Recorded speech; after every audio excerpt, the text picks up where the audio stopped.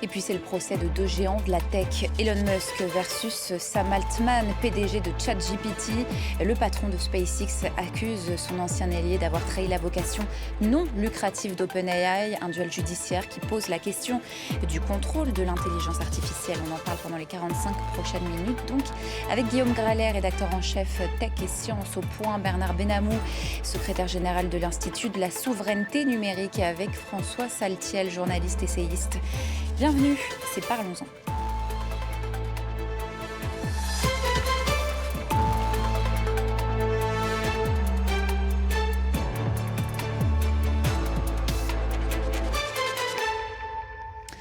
Qui doit contrôler l'intelligence artificielle et au profit de qui? C'est la question vertigineuse au cœur de ce procès historique qui s'est ouvert lundi en Californie. Un duel qui oppose deux des hommes les plus puissants de la planète, Elon Musk, l'homme le plus riche du monde, et Sam Altman, le patron de ChatGPT.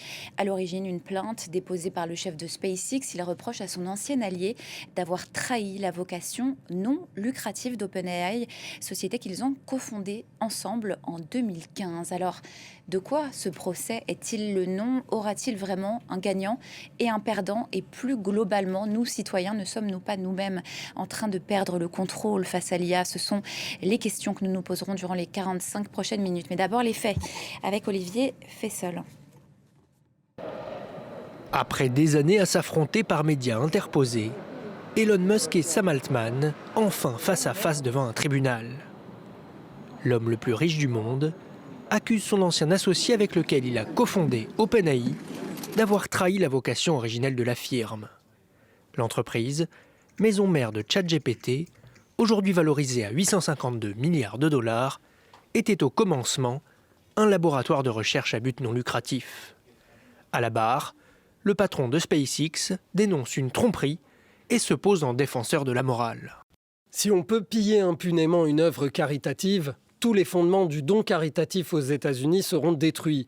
Si quelqu'un qui n'est pas digne de confiance est aux commandes de l'IA, c'est un danger considérable pour le monde entier. Le milliardaire patron de Tesla réclame un dédommagement de 134 milliards de dollars et la rupture des liens entre OpenAI et Microsoft. Sam Altman, de son côté, explique qu'Elon Musk était d'accord avec la transformation d'OpenAI en société commerciale et n'aurait quitté le navire en 2018 qu'après avoir échoué à en prendre les commandes.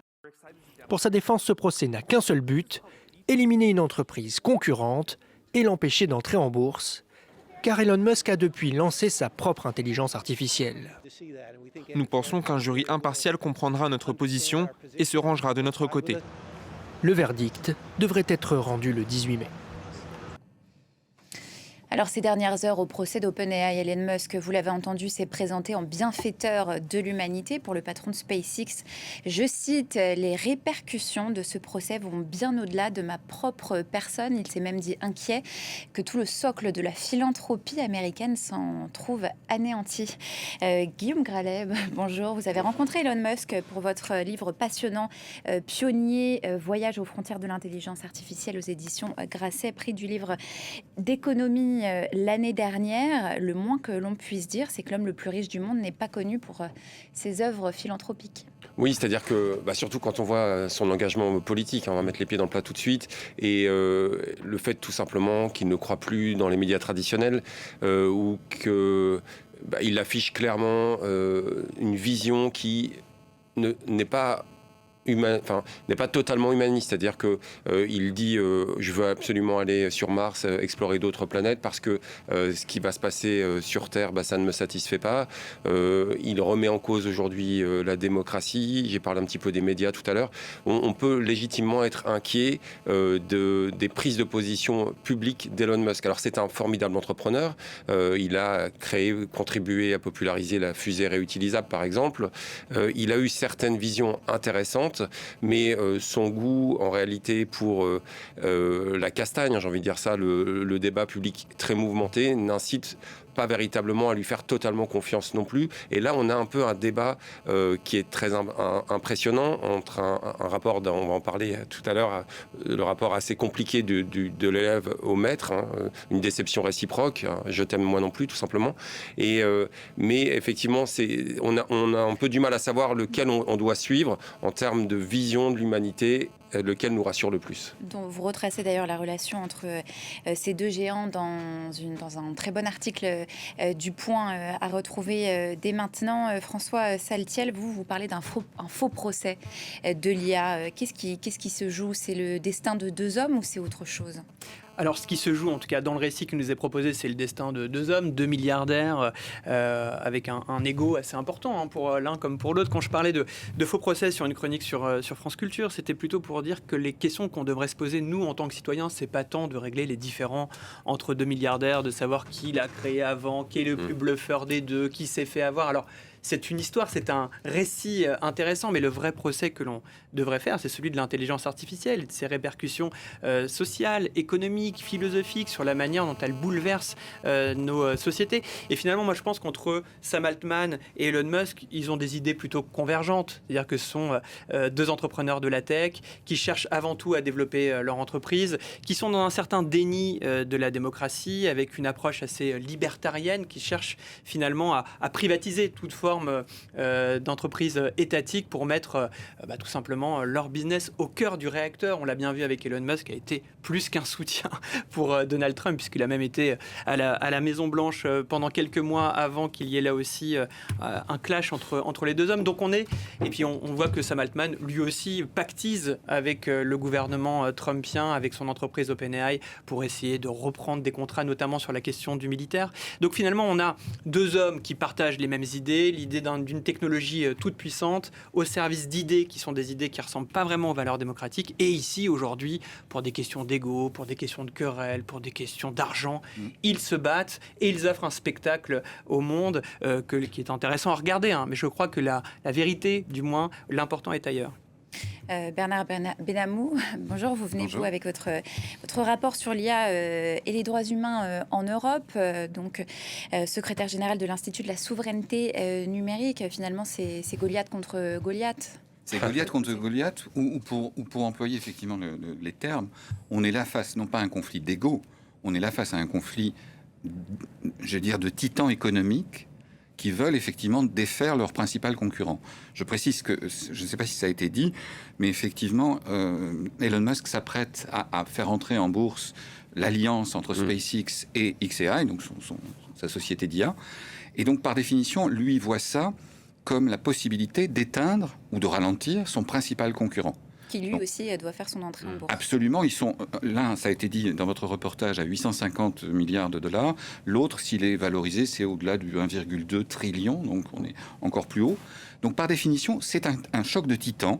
Et comme le disait effectivement Guillaume, c'est un choc de titans qui ont absolument les mêmes valeurs ou non-valeurs éthiques et morales. Je préciserai que pour nous, Européens, Musk, c'est l'homme qui a dit qu'il faut désintégrer l'Union européenne, rendre, entre guillemets, le pouvoir au peuple, sous-entendu détruire la construction européenne. Donc on voit bien qu'il y a derrière une volonté politique, en plus de la volonté de domination du secteur. Je précise que l'un des proches dans ces domaines, d'un point de vue idéologique, c'était Peter Thiel qui disait seul le monopole existe, la compétition c'est pour les losers. Bien, je pense qu'ils ont tous les deux cette logique-là. Et je pense effectivement que, pour reprendre un autre patron de la Silicon Valley, l'ancien patron de Google, Eric Schmidt, qui disait piller tout ce que vous voulez, ignorer toute forme de propriété intellectuelle à des étudiants à Stanford. Si vous réussissez pas, ça n'aura aucune importance. Et si vous réussissez, vous aurez une armée d'avocats pour essayer de nettoyer le désordre. Et donc, par définition, c'est exactement la logique qui est mise en œuvre. C'est nous avons les moyens d'éteindre toute forme de contradiction dans notre écosystème et surtout de concurrence dans notre écosystème. Parler d'un choc de titan économique, mais je vous pose la question à vous, Guillaume Gralet, vous avez rencontré à la fois Elon Musk et Sam Altman. Est-ce qu'il n'y a pas quelque chose de personnel malgré tout qui se joue là-dedans? Oui, c'est ça. C'est-à-dire qu'il y a une véritable déception. Il faut se souvenir, il faut le retrouver. D'ailleurs, c'est accessible publiquement. Un blog post de 2019 où Sam Altman raconte en fait sa première rencontre avec Elon Musk qu'il va voir sur le campus de SpaceX et dont il dit j'ai rencontré la vision, j'ai rencontré quelqu'un qui a de la suite dans les idées, qu'il sait véritablement où il va, qui a des convictions et c'est petit à petit cette déception. Alors Elon Musk n'est pas le seul à avoir été déçu par Sam Altman. Il y a une enquête assez terrible du New Yorker qui est sortie il y a quelques jours. Et inversement. Et inversement. Ce qui est véritablement décevant pour nous tous Européens, qui sommes spectateurs en fait de spectacle, de cette querelle, de cette bataille de titans, sans parler des Chinois qui vont bientôt intervenir, mais pour l'instant ce sont 2 Américains, et c'est que les constats qui ont été dressés à la création d'OpenAI étaient intéressants. C'est-à-dire vouloir une IA ouverte, où on publie la recherche, ce qui n'est pas du tout le cas par exemple d'Elon Musk dans ses projets comme Neuralink, son projet d'implant cérébral où on voit très peu de publications scientifiques.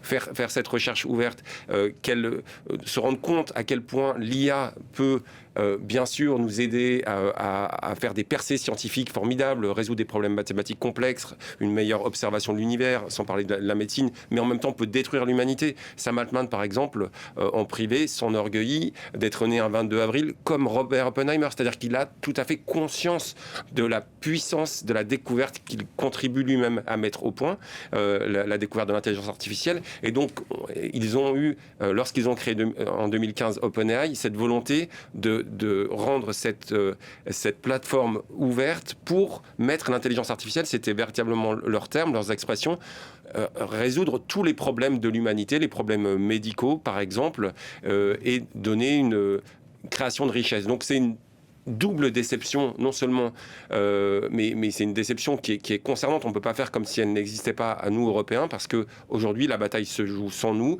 et en déni de toutes les valeurs qui ont été essentielles à la création d'OpenAI. Donc malgré tout, un duel personnel, vous l'expliquez d'ailleurs très bien. Bien sûr, oui. À nouveau, cet article qu'on n'a pas encore vu à l'écran, vous dites entre les 2 hommes, c'est « je t'aime, moi non plus ». Oui, c'est ça, qu'ils se sont pris dans les bras, ils se sont retrouvés, il y avait... Sam Altman, lorsqu'il allait le voir, avait déjà créé sa première start-up. Il cherchait un investisseur.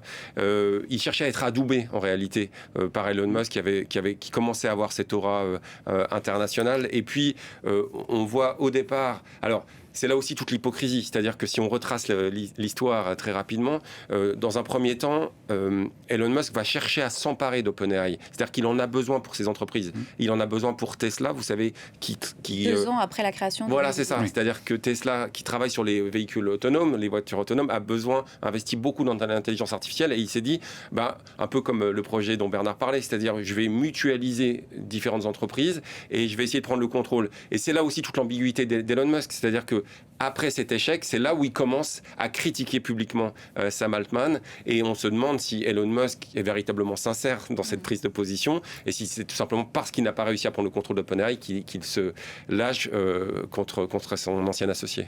François Saltienne, je ne l'ai pas cité tout à l'heure, vous êtes co-auteur donc, de cet ouvrage « Faire la paix avec nos écrans » aux éditions Flammarion. Vous disiez effectivement dans votre chronique sur France Culture que finalement il y aura 2 gagnants à la fin de ce procès. Oui, alors en fait, ce que je pense intéressant peut-être à replacer, c'est de savoir... on a 2 hommes qui ont voulu fonder OpenAI en 2015, a priori pour nous protéger du danger de l'intelligence artificielle, avec une théorie comme quoi celle-ci allait potentiellement un jour nous remplacer, peut-être devenir une IA consciente, et qu'il fallait donc peut-être s'amplifier, fusionner avec la machine, ou du moins connaître les contours de la technologie pour éviter ce grand péril. Ça, c'est dans on va dire, c'est dans les paroles, c'est dans le récit. Maintenant, regardons peut-être précisément dans les actions ce qu'il se passe avec les 2 hommes. On a Sam Altman qui, admettons, en 2015, il voulait vraiment préserver l'humanité du grand danger de l'IA, admettons. Qu'est-ce qu'il a fait quelques années plus tard? Il a développé une branche donc lucrative, commerciale d'OpenAI, qui était à la base une entreprise non lucrative. Celle-ci a largement pris le pas sur OpenAI. Il y a eu Microsoft qui a investi des milliards de dollars. Et aujourd'hui, on ne parle que de ça et que de ChatGPT, qui a été un agent conversationnel qui a été sorti fin 2022 à la surface du monde et qui aujourd'hui crée a des conséquences très très très nuisibles aussi pour notre société. Qui est massivement utilisé. Massivement utilisé. Exactement. Dans le monde. 10% de la population mondiale. Exactement, massivement utilisé dans le monde, beaucoup en France aussi avec un taux d'adoption très fort. Et qu'est-ce que ça fait, ChatGPT ? Ça fait de la délégation cognitive, de la dette cognitive. Il y a plein d'impacts en fait sur cet outil-là que l'on maîtrise pas encore. Donc on peut dire que pour quelqu'un qui se voulait précautionneux sur cette IA, peut-être fallait-il pas mettre sur le marché un outil dont il maîtrisait assez peu les conséquences. Quant à Elon Musk, qui aujourd'hui se fait passer pour le grand sauveur en se disant voilà, on ne croit plus aller à la philanthropie, regardons juste ce qu'il a fait avec Grok. Donc Grok, c'est l'agent conversationnel de son entreprise, donc c'est globalement l'équivalent de ChatGPT. Et Grok, vous avez suivi ça ces derniers mois, permettait à qui voulait de dénuder les femmes en 2 secondes, le tout basculé sur son réseau social X, qui est devenu une arme de propagande trumpienne, où tous les réseaux extrémistes ont droit de citer, avec une modération réduite à néant, sous prétexte d'une liberté d'expression qui entraîne encore une fois beaucoup de dérives autoritaires. Donc on a finalement 2 hommes qui nous disent qu'ils veulent développer une IA pour le bien de l'humanité, et dans les faits, qu'est-ce qu'ils développent surtout ? Leur patrimoine, leurs fonds, leurs investissements, et quelle vision du monde ils nous donnent. Moi, je trouve que c'est assez loin du discours de Chevalier Blanc. Je crois qu'au contraire, ils sont plutôt menaçants pour l'avenir de nos sociétés et de nos démocraties. Mais la question, c'est de savoir si OpenAI pouvait rester justement cette organisation à but non lucratif. Est-ce que c'était le but même initial ? Oui. C'est ce que le procès va éclairer. La promesse, elle était intenable dès le départ dans une course technologique dans laquelle le moindre développement coûte des milliards. Et juste, pardon, quand on voit Elon Musk aussi qui nous demande de faire un moratoire en demandant à tout le monde. Vous savez, il a demandé un moratoire sur l'IA en 2023 en disant pendant 6 mois, maintenant plus personne ne développe de l'intelligence artificielle parce qu'attention, c'est très très très dangereux. Et discrètement, qu'est-ce qu'il faisait en parallèle ? Il développait son entreprise XAI. Donc on voit quand même qu'on est vraiment dans un double discours. Bernard Benamou. Je pense qu'ils ont à peu près les mêmes valeurs éthiques, c'est-à-dire aucune. Et pour être précis, dans la période récente, puisqu'il était question de pouvoir s'opposer à des dérives dangereuses, nous avons eu, ça a été évoqué tout à l'heure, dans le cadre du Pentagone, une commande qui a été faite à Anthropic, dont le patron Dario Amodei était le moteur, et c'était pas compliqué. Lui a établi 2 limites fortes. Il a dit, nous ne voulons pas que notre outil, Claude, puisse être utilisé à des fins de surveillance de masse des Américains ou à des fins de création d'armes autonomes dans le cadre de conflits. Bien, c'est pas compliqué. Il a été banni de toute forme de contrat public aux États-Unis. Il a, au nom de sa société, il a pris un risque qu'aucun autre n'avait pris. Et d'ailleurs, dans la brèche qu'il a ainsi créée en partant, s'est engouffré immédiatement OpenAI et donc Sam Altman, qui évidemment n'avait pas du tout les mêmes freins éthiques quant à l'utilisation de son outil par effectivement le Pentagone. Donc quelque part, la discussion éthique, c'est une sorte de poudre aux yeux envoyée, je dirais, aux opinions publiques. Dans la réalité, ils partagent entièrement le même déficit éthique par rapport à l'IA, avec derrière tout à l'heure, Guillaume évoquait le Neuralink, donc cette possibilité de connexion directe au cerveau, avec derrière des choses très inquiétantes sur le contrôle mental, sur la modification de l'humain, on parlerait du transhumanisme, etc. Cette vision-là de l'humain non humain, je ne dirais pas encore de l'humain inhumain, mais pas loin, c'est quelque chose qu'ils partagent. Et donc, d'une certaine manière, le procès n'est qu'une manière, effectivement, d'habiller leur volonté de puissance derrière des considérants éthiques qui n'ont tout simplement rien à voir avec ce qu'ils font. Mais comment se fait-il qu'ils aient eu à ce point les mains libres ces 10 dernières années ? Il n'y a eu aucun régulateur. C'est une très très bonne question, surtout que nous, Européens, nous penchons justement sur la régulation de l'IA. C'est que tout simplement, d'abord, c'est un champ particulièrement nouveau qui, même au dire des experts, s'est développé beaucoup plus vite qu'on ne l'imaginait. Tout à l'heure, il était question de ChatGPT et de sa courbe d'adoption totalement hors norme.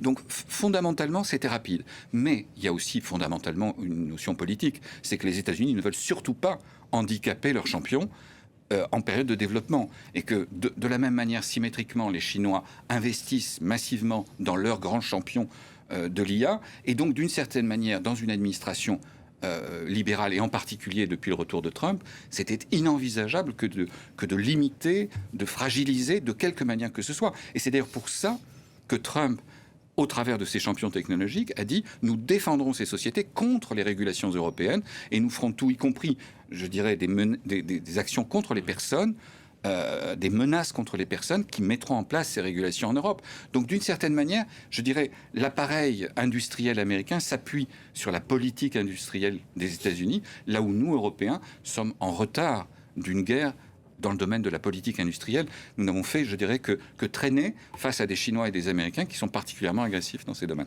Et si Elon Musk gagne, pour essayer de comprendre vraiment les enjeux, est-ce que ce serait un coup d'arrêt pour OpenAI, Guillaume Gralet, ou bien un précédent majeur pour toute l'industrie? Il réclame la destitution de Sam Altman, tout simplement. Il réclame aussi énormément de dommages financiers, donc ça peut véritablement fragiliser. On parle de plusieurs dizaines de milliards au bas mot. Et oui, en tout cas, et puis le retour au statut d'OpenAI des débuts. Ce qui est véritablement intéressant, et là où on a un peu du mal à s'y retrouver, nous, c'est effectivement dans le double discours. Et ce double discours, j'ai un peu l'impression que c'est un peu la marque de la fabrique de la Silicon Valley en ce moment, à de rares exceptions.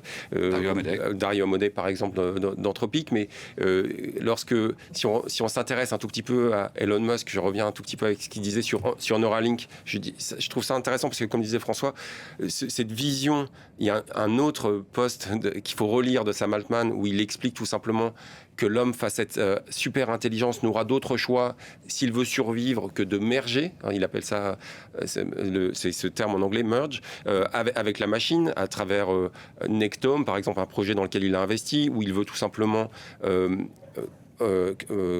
cryogéniser son cerveau pour le rendre disponible plus tard à travers des humanoïdes.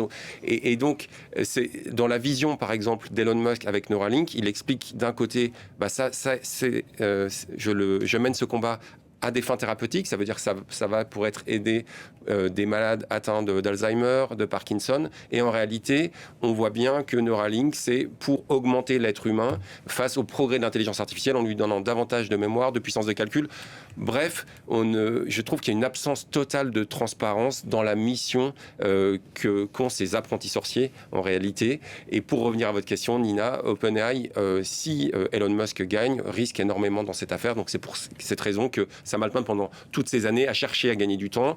On s'était un petit peu arrêté au fait que Elon Musk n'avait pas réussi à racheter OpenAI. Ensuite, Elon Musk a commencé à critiquer publiquement Sam Altman. Sam Altman a voulu calmer le jeu. Il a essayé des rencontres dans différents endroits, des conférences Bilderberg par exemple, ou à Sun Valley, enfin des conférences un petit peu confidentielles. Ça n'a pas fonctionné, mais effectivement, OpenAI risque très gros. Et si inversement il gagne, si OpenAI gagne, qu'est-ce que ça veut dire? Ça voudrait dire qu'on valide définitivement qu'une mission d'intérêt général puisse être portée par une machine commerciale hors du commun, ce qui est problématique. Oui, moi je pense que on va pas s'amuser à faire des paris, mais on a quelques exemples aussi de grands procès comme ça autour de la technologie. Je pense qu'il va pas en sortir pour moi grand-chose. C'est-à-dire que je pense qu'il y aura pas vraiment de grands perdants. Je pense que Elon Musk ne va pas réussir à obtenir la tête de Sam Altman dans cette histoire-là. Parce qu'encore une fois, Elon Musk, ils ont tous les deux beaucoup d'ennemis, puis ils ont tous les deux finalement beaucoup d'incohérences. Donc ça va être assez compliqué pour cette juge de trancher, sachant que dans la mesure du procès, les jurés n'ont qu'un avis consultatif. Donc à mon avis, il ne va pas se passer grand-chose. Il y aura peut-être une légère amende. Puis vous avez vu, les amendes ne représentent pas grand-chose aussi par rapport au chiffre d'affaires et aux bénéfices engrangés. Donc, ce procès, il va être assez rapide. A priori, vers le milieu du mois de mai, on devra en avoir la résolution. Moi, je pense que de toute façon, c'est là où je parlais de deux gagnants, c'est que toute la concentration médiatique se porte encore une fois autour de ces deux hommes. Et nous ne faisons que les commenter, que parler d'eux. Et vous savez comment ça marche, la Silicon Valley? Ça marche par la croyance. Et la croyance, c'est que plus on parle d'une entreprise, plus on la met au cœur du jeu, plus elle prend de la valeur. OpenAI, rappelons-le, n'est pas rentable. C'est une entreprise où on parle de milliards de dollars de valorisation, mais pour l'instant, elle ne génère pas de bénéfices, il n'y a pas encore de modèle. L'application payante est assez peu utilisée au regard de l'usage mondial. La publicité va commencer à arriver dans les réponses, ça sera un autre problème, ça sera aussi un gros problème. La publicité qui va être générée dans les réponses, un peu à l'image de Google, ce qui va créer beaucoup d'autres conséquences. Mais pour l'instant, cette entreprise, elle rapporte surtout aux actionnaires, aux investisseurs, à ceux qui pensent que demain, elle sera centrale. Et pour ça, on est dans la croyance. Et pour alimenter la croyance, il faut des récits. Et ces récits, comme ce procès, y participent. Puisque finalement, le monde les regarde, le monde commente leurs faits et gestes, et derrière, on se rend compte qu'ils sont incontournables, soit pour nous proposer une forme d'apocalypse, soit pour nous préserver de cette même apocalypse qu'ils participent grandement à provoquer de par l'entreprise. Donc je trouve que dans ce procès-là, finalement, les deux sont plutôt gagnants. Alors au cœur de ce procès, c'est donc une bataille pour le contrôle d'une technologie qui inquiète, je le disais au début de cette émission, l'ensemble de l'humanité. Nous fonçons vers l'inconnu, ce sont les mots du secrétaire général de l'ONU en février dernier, lors du sommet sur l'impact de l'IA à New Delhi, avec en creux la peur de l'humanité de se faire dépasser par une superintelligence qui serait l'équivalent cognitif de 50 millions de personnes, toutes beaucoup plus compétentes que n'importe quel prix Nobel. Ça, ce sont les mots du cofondateur d'Anthropic, Dario Amodei, que vous évoquiez tout à l'heure. Alors, dans ce contexte, est-ce bien raisonnable que l'IA soit entre les mains de quelques milliardaires ? Non, la réponse évidente est non. Et il faudrait, comme toute grande technologie structurante, comme on dit dans nos métiers, il faudrait qu'elle soit in fine sous le contrôle des citoyens, qui soient en mesure d'en diriger au moins l'évolution. Or, il est clair que ce que démontre la période actuelle, c'est qu'il nous faut un grand débat démocratique, au niveau européen déjà, un peu comme nous avions eu des débats, vous savez, sur la bioéthique, en d'autres temps, où on avait effectivement eu des débats de très haut niveau entre des parlementaires de tous bords sur ces questions. Et je pense qu'il nous faudra ces débats pour faire à la fois de l'éducation, de la sensibilisation, et aussi effectivement aider les politiques à s'orienter par rapport à ça. Mais je pense fondamentalement, vous évoquiez effectivement les propos d'Amodei et de la plupart des patrons sur la super-intelligence. Je pense que d'abord tous les scientifiques, dont Yann Lequin, que Guillaume connaît bien, pour l'avoir interviewé souvent, pensent que c'est, excusez-moi l'expression, n'importe quoi. C'est-à-dire qu'à l'heure actuelle, ce dont nous devons nous préoccuper, c'est d'abord des mauvais usages actuels sur la désinformation, l'ingérence, les manipulations, les transformations psychologiques, la modification de notre paysage mental, plus que de voir une IA devenir, si vous me permettez l'expression, Terminator et exterminer les humains. On en est très très loin. Beaucoup de scientifiques considèrent que c'est là aussi un écran de fumée pour essayer justement de justifier les positions des uns et des autres par rapport à cela. Et on voit bien que, in fine, ce dont nous devons nous préoccuper, c'est l'impact social, vous en parliez en introduction, l'impact culturel, l'impact politique de ces technologies, avant que d'imaginer un grand soir de l'IA où elle dépasserait tous les humains avec ce propos je dirais quasiment messianique sur l'IA qui représenterait l'intelligence de 50 millions de personnes. La moindre personne un peu autorisée sur ces questions vous dira que l'IA, à l'heure actuelle, par rapport aux maîtrises cognitives d'un enfant, n'est même pas capable de faire ce qu'un enfant de 3 ans fait quotidiennement en termes d'interaction physique avec son environnement, d'où le travail justement de Yann Lequin sur les nouveaux modèles pour la robotique. Donc on est très très loin. Et je pense que, tout à l'heure il était question, François évoquait la notion de narratif. L'économie tout entière des États-Unis et de beaucoup de pays développés est maintenant basée sur la notion de narratif, c'est-à-dire d'histoire que l'on raconte pour essayer de Donald Trump mais exactement, s'y est habitué, oui. Absolument. Vous avez même un prix Nobel d'économie qui a fait un bouquin sur la narration dans l'économie. Et donc fondamentalement, on se rend compte à quel point on a cédé à ce fantasme technologique. À chaque époque, il y a un fantasme technologique. Et aujourd'hui, c'est le fantasme de la super-intelligence ou même de l'intelligence générale supérieure aux humains. Non, dans la réalité, on en est extrêmement loin. Certains pensent qu'il y a un obstacle insurmontable pour y arriver. Oui, je vais essayer de nous remonter un tout petit peu le moral, on en a besoin. Je pense qu'il y a une phrase qui était absolument géniale, qui a été prononcée il y a une dizaine de jours par Demis Hassabis. Donc lui, c'est le créateur d'une autre entreprise, DeepMind, qui a été rachetée par Google.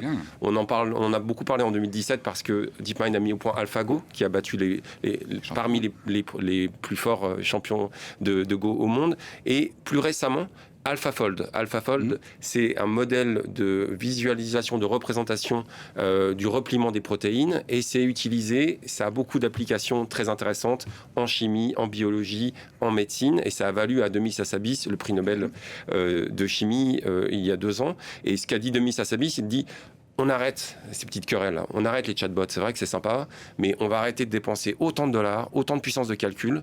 Si on se concentrait sur ce qui m'intéresse, la recherche médicale, eh bien, on arriverait peut-être à détruire le cancer, en tout cas à faire des progrès considérables. Il a dit on a peut-être sacrifié la recherche contre le cancer contre des chatbots et je trouve ça assez intéressant. Et pour revenir, donc c'est-à-dire qu'il y a plusieurs intelligences artificielles, plusieurs chantiers de recherche très intéressants. Alors ils vont sans doute cohabiter, mais c'est aussi un peu notre choix à nous. Ce qui est un peu rafraîchissant, c'est quand on a vu que effectivement Sam Altman a piqué quelque part le marché de Dario Amodei. Il y a beaucoup de gens qui ont quitté ChatGPT pour aller vers Claude, vers le produit d'Anthropic. C'est-à-dire qu'on a encore le choix, j'ose espérer, et effectivement ces modèles de langue, c'est tout le constat de Yann Lequin, mais il n'est pas le seul. Hein. C'est aussi le cas de Faith Ely à Stanford, c'est aussi le cas de l'université en intelligence artificielle d'Abu Dhabi. C'est de dire qu'il faut qu'on arrive à avoir une représentation du monde. Et ces chatbots, effectivement, n'ont aucune conscience du chaud, du froid, de la gravité, de la douleur,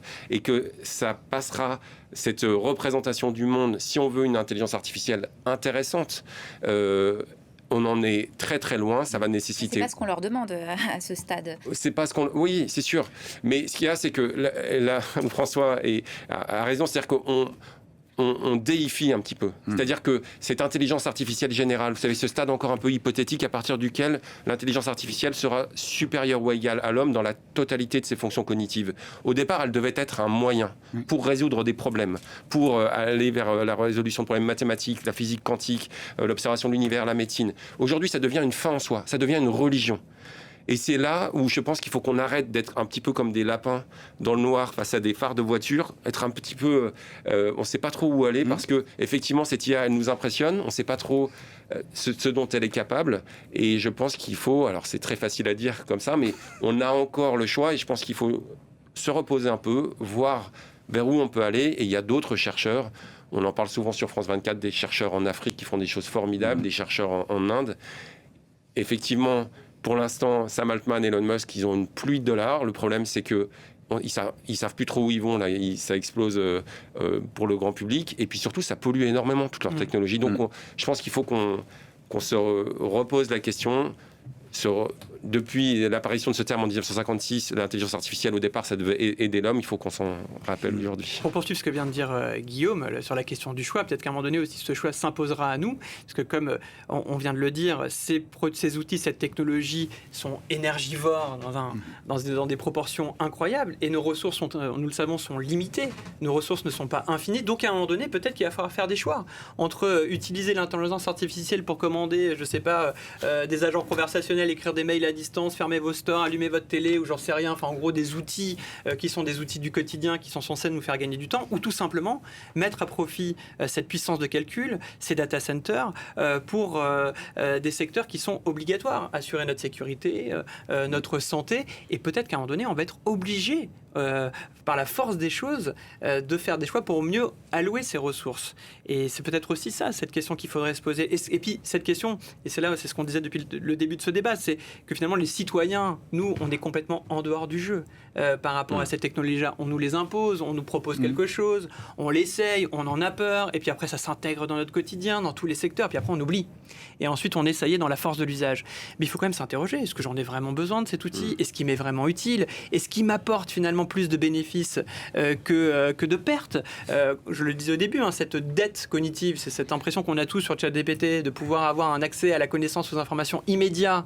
Donc ça nous flatte, ça nous rend performants. Ce genre de questions. Oui. Et surtout les plus jeunes. Mais bien sûr, les plus jeunes ne se posent pas ce genre de questions parce qu'on a tous été jeunes et on a tous été en galère pour rendre un exposé en 10 minutes. On n'a pas tous grandi avec ChatGPT. Voilà. Là, on a assisté à une nouvelle génération qui a grandi. Donc si on avait l'outil à portée de main pour arriver à faire un exercice en 15 minutes au lieu d'y passer 3 heures, sachant que le cerveau humain va toujours quand même vers la recherche de l'économie d'énergie pour court-circuiter un peu l'effort, peut-être qu'on l'aurait utilisé. Donc la question, c'est de se dire, si tu l'utilises, qu'est-ce que tu gagnes, qu'est-ce que tu perds ? Tu gagnes sans doute quelques heures de travail, tu gagnes une rédaction faite instantanément, mais est-ce que tu as gagné du savoir et de l'information et du raisonnement ? Non. Donc c'est pour ça qu'on parle de dette cognitive. Et globalement, avec ces nouvelles technologies, on nous promet toujours des outils révolutionnaires, forcément très positifs pour l'ensemble de l'humanité. Et on voit bien aujourd'hui avec les réseaux sociaux, par exemple, puisqu'ils sont en procès en ce moment, ces réseaux sociaux, qu'ils ont été beaucoup plus toxiques peut-être que bénéfiques. Enfin, du moins... Ça les empêche pas de proliférer et d'être utilisés massivement par les jeunes, c'est tout le problème. Exactement, c'est pour ça que qu'est-ce qu'il faut pour arriver à changer cette situation ? Il faut développer peut-être l'éducation aux médias, au numérique, développer la conscience collective, développer la culture scientifique. Il faut légiférer, Vous l'avez dit, il faut légiférer, mais c'est là où aux États-Unis, la législation et la régulation, c'est tout ce qu'ils détestent. Et encore plus depuis le retour au pouvoir de Donald Trump. Encore à la période Biden, il y avait une légère envie de régulation, ou une intention, on va dire, notamment en Californie. Aujourd'hui, on est dans une volonté dérégulatrice majeure. On a bien compris pourquoi, puisque ce pouvoir technologique est un pouvoir qui permet aux personnalités politique et Donald Trump en premier lieu, de se maintenir et de développer sa puissance, puisqu'on a un rapprochement très fort entre le pouvoir politique et le pouvoir technologique. Donc lui, il ne veut en aucun cas une régulation qui entraverait déjà ses champions nationaux, et ensuite sa main mise sur l'ensemble des secteurs de son pays. Donc il reste l'Europe. Voilà, il reste l'Europe qui essaye d'imposer un cadre de régulation sur son continent. Aujourd'hui, l'Europe... européen. Voilà, et face à un bras de fer. Qui est entré en vigueur, mais qui ne suffit pas, bien sûr. Non seulement il ne suffit pas, mais il faudra évidemment qu'il y ait des clauses de revoyure, comme on dit dans nos métiers, c'est-à-dire qu'on soit à même de le faire évoluer. Mais fondamentalement, là où on ne peut qu'être d'accord, c'est qu'effectivement, on a des acteurs qui se précipitent pour essayer d'obtenir la place dominante, se disant qu'il n'y aura pas de la place pour tout le monde, ce qui est vrai. Le secteur est en train de devenir surpeuplé, surinvesti et surpeuplé, les deux. Et donc, il y aura effectivement un resserrement brutal qui se produira inéluctablement le long du chemin. Et évidemment, chacun veut en être, c'est-à-dire veut être dans le bon train au moment où il partira et où les autres resteront à quai. Mais fondamentalement, ce dont nous ne parlons pas assez, et c'est très important, puisque, évidemment, tout à l'heure, Guillaume évoquait la notion d'être ébloui par ces technologies. Mais le problème, c'est qu'à l'heure actuelle, et c'est important d'y revenir, ces technologies ne prennent en aucun cas la mesure des conséquences de ce qu'elles créent.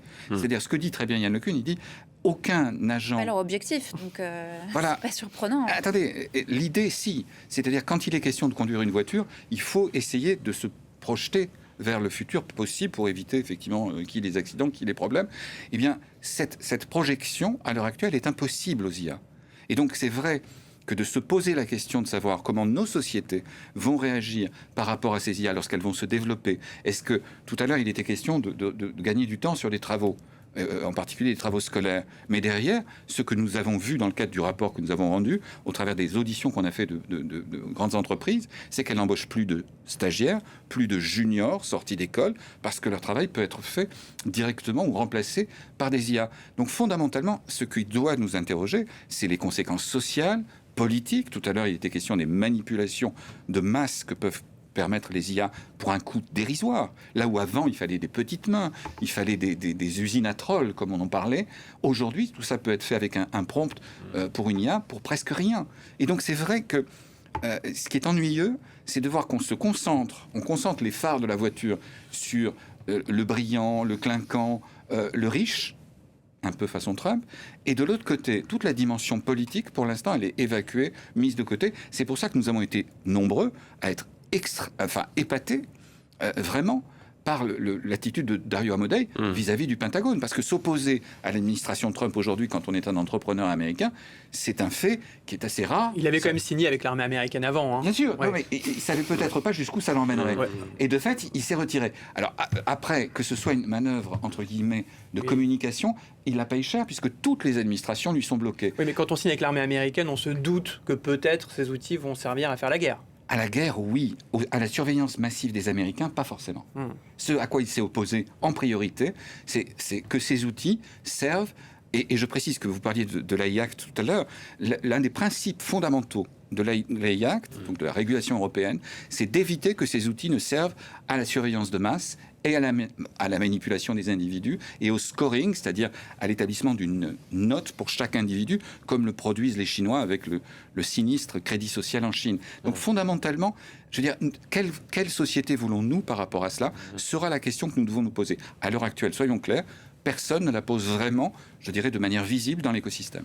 Et surtout, on a l'impression qu'aujourd'hui, en tout cas, ça repose, pour caricaturer, entre les mains de 9 jurés américains, alors que finalement, ça concerne le monde entier.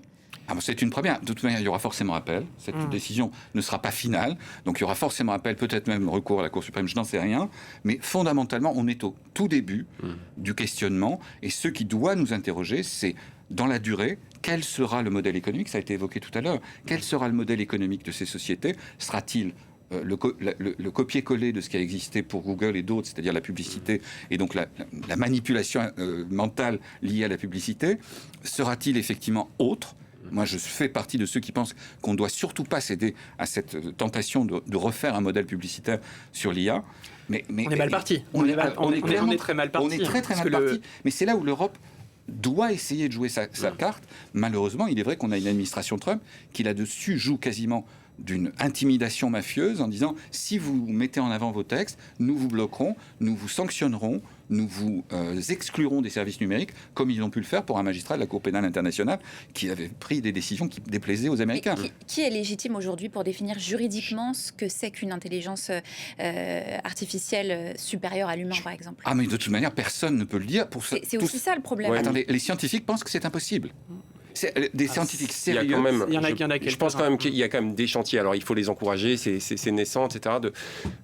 Très intéressant au niveau de l'ONU. Yoshua Bengio, par exemple, donc un autre prix Turing comme Yann Lequin en fait partie. Donc lui, il est très alarmiste. Il est très inquiet des conséquences actuelles de l'intelligence artificielle. Il travaille à l'université de Montréal. Et donc il y a toute une réflexion très intéressante qui est menée par l'ONU en ce moment. Tout ce que fait l'UNESCO, c'est très intéressant. L'UNESCO, par exemple, essaye de soulever la question des neurodroits. Vous savez, on parlait des implants cérébraux. Malheureusement, on devra un jour s'en préoccuper de ces implants pour être sûr qu'on en ait encore le choix.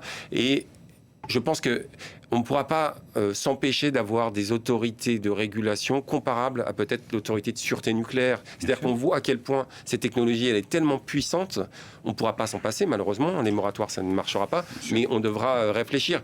En attendant, il y a quand même quelques petites pistes intéressantes. On a beaucoup parlé d'Anthropic. Ils ont créé une constitution. Alors, elle n'est pas du tout parfaite, mais on a aussi parlé de l'addiction des réseaux sociaux. Mais ce qu'on a connu avec les problèmes de suicide qui sont conduits par certaines addictions à Instagram, Facebook, etc.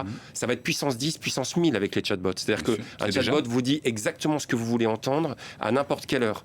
Et c'est pas un bon copain parce qu'un bon copain, une bonne copine, elle vous dit, là tu dis n'importe quoi. Là ça va pas, on s'engueule, c'est normal de s'engueuler dans la vie. Un chatbot aujourd'hui ne vous dit que ce que vous voulez entendre. Et dans cette constitution d'Anthropic, qui est dirigée par une philosophe écossaise qui s'appelle Amanda Haskell, il y a la nécessité de ne pas aller vers la flagornerie, ne pas aller vers justement l'enfermement qu'on a connu avec les réseaux sociaux qui vont exploser. Ça, je pense que c'est une initiative intéressante. Elle ne doit pas être la seule et je pense que ça doit être international. Le problème, c'est que le citoyen, il ne choisit pas son IA en fonction de ça. Non, mais d'où le cadre de régulation. En fait, c'est pour ça que bien sûr. C'est pour ça qu'il ne faut pas se tromper sur ce procès-là. Ouais. Le procès qui est en train de se jouer là, à la Silicon Valley, c'est un procès commercial. C'est un problème de désaccord entre deux milliardaires pour savoir lequel des deux va récupérer la mise à la fin.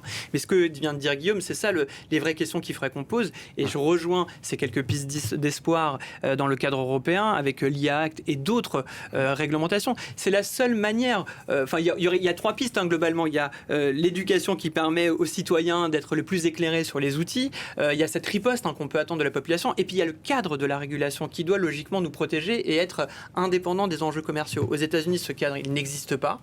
On a la chance de vivre dans un continent européen où ce cadre existe, même s'il est mis à mal. C'est celui-là qu'on doit essayer de développer, de renforcer. Alors ça demande du courage, ça demande un bras de fer, ça demande aussi de savoir véritablement quel type de société on veut, mais je crois qu'aujourd'hui, face à la puissance de ces milliardaires qui s'opposent, mais qui finalement vont dans le même sens, il nous faut un cadre européen très clair. Oui, ça va passer par la régulation, ça va être dur à mettre en place, mais c'est super nécessaire. Et je pense aussi, si on veut avoir le choix, il faut aussi qu'on encourage nos acteurs. On pourrait faire toute une émission sur tout ce qui se passe en Afrique, ça me passionne, mais si on se remet sur l'Europe... Pour nos téléspectateurs, il nous reste 1 minute. Voilà. Qu'est-ce qu'il faut leur dire mais très vite. Ce soir, qu'est-ce qu'on va faire? Est-ce qu'on demande à ChatGPT? Est-ce qu'on demande à Claude? Non, mais il faut aussi regarder ce qui se passe en Europe. Il y a des acteurs européens. Mistral... L'utilisateur, il se demande pas s'il y a des acteurs regardez, essayez au maximum de réfléchir par vous-même. Voilà, c'est tout, c'est mon petit conseil. Je laisse les autres répondre. Le seul conseil qu'on peut donner, c'est effectivement l'esprit critique, l'éveil critique, se dire que finalement, quand on utilise ChatGPT, c'est pas neutre. Juste se dire que c'est pas neutre. Que cet outil qui rentre dans nos quotidiens, sur l'usage qui va se banaliser, il a un coût. Et ce coût, c'est une perte, je l'ai dit, cognitive et une perte sans doute d'un esprit critique. Donc, pour résister à la machine, l'idée, c'est pas de revenir à la bougie. L'idée, c'est de se dire, c'est de faire preuve de technodiscernement, de savoir que la technologie peut aussi être néfaste pour nous. Donc, s'interroger, questionner notre intentionnalité peut-être avant d'utiliser ces technologies-là. Bernard Bernamou. De fait, je dirais, chaque fois qu'il y a eu des crises dans le domaine des technologies, la réponse, elle tenait dans ce qu'on appelle un tripode ou un trépied, c'est-à-dire à la fois sensibilisation, éducation, mesures d'encadrement et mesures techniques, c'est-à-dire régulation et effectivement encadrement technique. Si nous n'avons pas la possibilité, en tant que citoyens, d'aussi effectivement participer à élaborer des règles générales, si le citoyen c'est la variable d'ajustement, il perdra. Et ce sera toujours effectivement ces acteurs qui arriveront à manipuler Et je citerai d'ailleurs la phrase qu'on met quasiment en exergue dans notre rapport, la phrase de Kate Crawford, qui dit « L'IA, c'est la politique par d'autres moyens ». Vous savez, en reprenant la phrase de Clausewitz, la guerre, c'est la politique par d'autres moyens. La question, c'est qui possède, qui dirige, qui s'empare de cette dimension politique. Je dirais, c'est le débat politique des prochaines 10 ans ou 10 ou 15 années qui viennent. Voilà, faites preuve de techno-discernement, c'est le mot que je retiens pour terminer ce débat. Merci à tous les trois, merci Guillaume Gralet. On lit bien votre livre et votre livre aussi à vous, François Saltiel, Faire la paix avec nos écrans. Merci Bernard Benamou. C'est la fin de ce débat. On se retrouve dans un quart d'heure pour un nouveau journal.